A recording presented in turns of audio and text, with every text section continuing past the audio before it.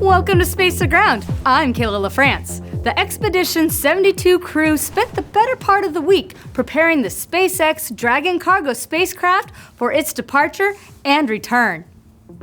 It was a busy week on board the orbiting laboratory as the crew worked diligently to finish science, returning to the ground, and to put the final touches on loading the Dragon with return cargo as it prepares to depart the Harmony module's forward port after being docked for 1 month.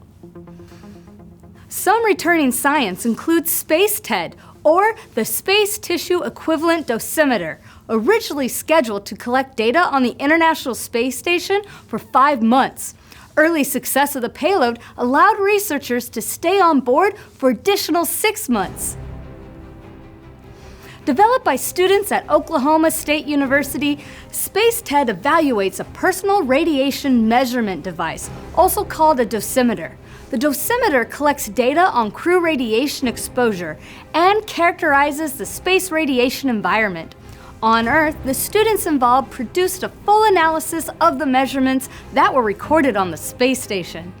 This low-cost portable device could better assess radiation risks and help protect crew members and systems during future long-duration missions. The Space TED device also has potential applications on Earth, monitoring exposure to radiation used in treating cancer. Also returning on SpaceX 31 is the winning poetry and artwork from the International Space Art and Poetry Contest. The Space Art Contest was a collaboration between Axiom astronaut John Schaffner, Limitless Space Institute, and the ISS National Lab. Students and educators around the world were invited to submit drawings, paintings, or poems reflecting on what it would look like to live in space. The art and poems chosen from each of the 4 age categories were showcased on the space station before returning home to their creators. And finally, NASA astronaut Suni Williams reached a milestone on November 30th when she celebrated her 500th day in space.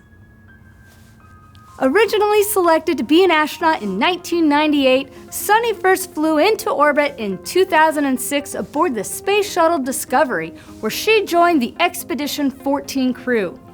Williams' first stay aboard the space station lasted 192 days and ended when she touched down in the Space Shuttle Atlantis at Edwards Air Force Base. Williams' second jaunt into low Earth orbit occurred in 2012 when she flew aboard a Roscosmos Soyuz as part of the Expedition 32 crew, where she stayed for 4 months. Suni started her 3rd flight into space when she launched aboard Boeing's Starliner spacecraft on June 5th. She is currently the station commander for the Expedition 72 crew and will return home in February 2025 aboard the SpaceX Crew Dragon. And for this week, that's Space to Ground. Thanks for watching.